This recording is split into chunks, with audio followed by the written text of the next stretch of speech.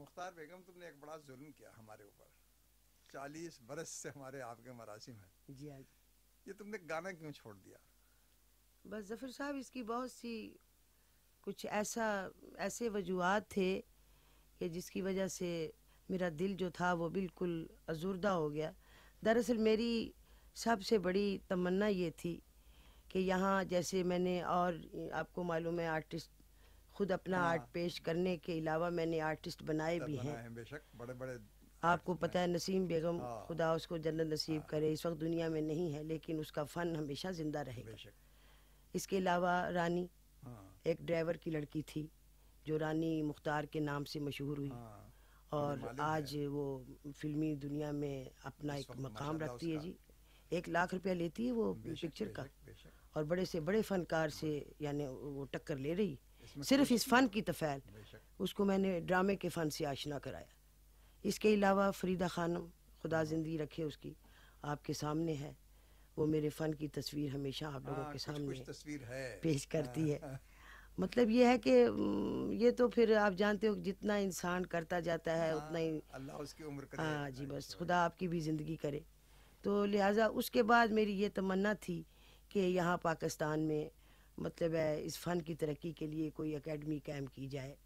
اس کے علاوہ ظفر صاحب سب سے بڑی جو میری مایوسی کی وجہ ہے وہ یہ تھی کہ میں چاہتی تھی کہ آغا صاحب کے ڈرامے، آغا حشر جو جن کو سمجھیے کہ ایک جینیس ڈرامہ نگار کہنا چاہیے، اور جو انڈین شیکسپیئر کے نام سے یاد کیا جاتا ہے جن کو، ان کے ڈرامے میں چاہتی تھی. جی ہاں، کہ میں اسٹیج کے اوپر پیش کروں اور پاکستان میں اسٹیج کا قیام ہو، اور ایسے نصیحت آموز اور ایسے سمجھیے سبق آموز ڈرامے اپنے عوام کے سامنے پیش کیے جائیں جس سے کہ ملک کی فضا جو ہے وہ صاف ستھری ہو. لیکن بد نصیبی ہماری کہ ایسا نہیں ہو سکا. آپ کو یاد ہے کہ ایک مرتبہ ہم نے اپنے فیصلہ کیا تک اینم خان سے مل کر کے یہ اسکیم بنائیں گے، اور اس کے بعد بھی جب آپ خیر سے ریٹائر ہو کر تشریف لائے تھے اس وقت بھی میں نے آپ سے کہا، تو آپ نے کہا کہ اگر میری صحت نے اجازت دی تو میں ضرور انشاءاللہ تعالی، کیونکہ میں تو جی لکھنے پڑھنے کا یا اس طرح کے کام تو میرا تو یہی فن تھا نا. اس کے لیے تو خدا کے فضل سے آپ ہی کو میں سمجھتی تھی کہ آپ ہی اس فرائض کو ادا کر سکتے ہیں. خدا نے آپ کو اتنا دماغ اور اتنی عزت اللہ تعالیٰ نے دی ہوئی ہے کہ آپ ان کی شخصیت کو بھی سمجھتے ہیں، اور میں بھی جو کچھ عاجز مسکین ہوں آپ کے سامنے ہوں وہ حاضر ہوں. لیکن یہ میری یہ آرزو میری پوری نہیں ہوئی. اس کی وجہ سے پھر میں نے کافی 15-20 برس میں حکومتوں کے دروازے بھی کھٹکاتی رہی، سابقہ حکومتوں کے، لیکن سوائے مایوسی کے کوئی جواب نہیں ملا. اس لیے میرا دل جو تھا وہ مایوس ہوا. فن سے کیا میں نے دنیا ہی سے ناتا توڑ لیا. برا کیا، مگر میں آپ کو ایک بات بتاؤں. جی. آپ کے ذہن میں جو یہ بات پیدا ہو گئی ہے جی کہ آپ کا فن مردہ ہو گیا، فن آپ کا مردہ نہیں ہوا. آپ آج بھی آپ اس منزل پر ہیں کہ میرے نزدیک، اور میرے کیا جو اچھے سمجھدار ہیں ان کے نزدیک، اس وقت بھی کوئی آپ کے مقابلے پر.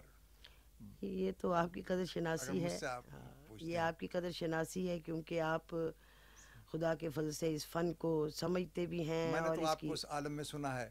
جی ہاں، جب آپ تو اس وقت سے اور اس وقت میں تو بڑا نہار پر تھی. آپ کو وہ واقعہ یاد ہے مختار بیگم؟ جی شاید آپ کو یاد ہو، لطف اللہ صاحب کی تفریح کے لیے سناؤں کہ ایک مرتبہ ایک دہلی میں ایک پروگرام ہو رہا جی تھا. پروگرام ہو رہا تھا رات کو، جو آپ میرے پاس تشریف لائے. میں آپ کے پاس آیا جب وہ ایک وہ آئی تھی، منی نام تھا شاید اس کا. جی جی جی، بڑا اچھا اس نے اپنا بڑا وہاں سما جمایا ہوا تھا، اور وہ دلی والوں کی عزت کا سوال ہو گیا تھا. ہاں جی. تو مجھ سے لوگوں نے کہا کہ بھائی یہ تو معاملہ بڑا گڑبڑ ہو گیا، ایک باہر کی آ کر کے عورت. اور تو میں نے کہا اچھا میں لاتا ہوں. پھر میں آپ کو لے کے گیا تھا. جی یاد ہے آپ کو؟ جی. اور پھر آپ نے اس روز جو گایا تھا وہ گانا آج تک میرے کانوں میں گونج رہا ہے. مگر میں یہ سمجھتا ہوں مختار بیگم کہ آپ نے خدا جانے کیوں چھوڑ دیا، آج بھی آپ اسی منزل پر ہیں. اگر آپ ذرا سی کوشش کریں اور ذرا سی ہمت سے کام لیں. یہ ہے کہ کوشش کی جائے. آواز میں ابھی کوئی ایسی خدا نخواستہ لغزش پیدا نہیں ہوئی. کوئی نہیں، کچھ نہیں. تو ٹھیک ہے، بس اب یہ چیزیں بس میں ابھی آپ کی ضرورت ہے دنیا کو. نوازش ہے، مہربانی. میرا خیال ہے آپ ہی کو ضرورت ہے. تو یہ ضرورت کا کم ہے. بے شک میرے لیے بہت بڑی ضرورت ہے، اس میں کوئی شک نہیں. تو ذرا آپ بھی تو کچھ فرمائیے نا، یا آپ کے در دولت پر ہم تشریف لائے ہوئے ہیں. لطف اللہ صاحب آپ کوئی فرمائش کیجئے کسی قسم کی کوئی. بھائی میں کیا عرض کروں گا سوائے اس کے کہ میں گزارش میری یہ ہوگی کہ مختار بیگم کوئی ایک غزل سنا دیں یا کوئی ایسی چیز سنا دیں جو اس وقت ان کے موڈ میں ہو یا وہ جو کچھ سنانا چاہتی ہوں. اگر پسند خاطر ہو تو کچھ سنائیں ہمیں. ویسے تو مجھے تو انکار تو نہیں میں کر سکتی ہوں. ہاں جی انکار تو نہیں ہے, صرف یہی ہے کہ جس وقت اس وقت کا گانا میں سنوں گی تو پھر مجھے یہ خیال ہوگا کہ میں وہ ویسا نہیں گا سکی جیسا کہ میں گاتی تھی, اچھا یا برا جو کچھ بھی اس وقت تھا. لیکن بہرحال جو آپ اگر فرماتے ہیں تو کوشش کرتی ہوں میں. آپ ہر حال میں جوان ہیں, آپ گائیے تو کیوں فکر کر رہی ہیں. نوازش.